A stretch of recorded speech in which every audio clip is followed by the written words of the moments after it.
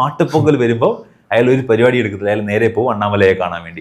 ഞാൻ ഇന്ന് അണ്ണാമലയെ കാണാൻ പോകുന്ന ദിവസമാണെന്ന് പറയുമ്പോൾ ഇൻട്രോ ഒരു പാട്ട് സീൻ, ഭയങ്കര ഒരു കളർഫുൾ പാട്ട് സീൻ. ഒരാൾ ഇങ്ങനെ ഒരു മറ്റേ ഡോൾ പോലെ ഡ്രം അടിക്കുന്ന ചെറിയ സാധനം വലിച്ചെറിയുന്നു, അതിങ്ങനെ പറന്ന് പിടിച്ച് രജനീകാന്ത് സ്ക്രീനിലേക്ക് ഇങ്ങനെ വന്ന് നിൽക്കുന്നു, ജമ്പ് ചെയ്തിട്ട് ഇങ്ങനെ ഫോർത്ത് വോൾ ബ്രേക്കിംഗ് ആ.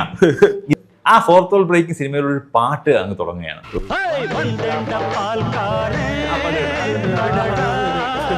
തമിഴ് സിനിമയിൽ നായകനെ കാണിക്കുമ്പോൾ തന്നെ ഇൻട്രോ സോങ് മസ്റ്റായിട്ട് വേണമെന്ന് ആൾക്കാരെല്ലാം മനസ്സിലറിയാതെ ഫിക്സ് ആയി പോയത് അണ്ണാമലയിൽ നിന്നാണ്.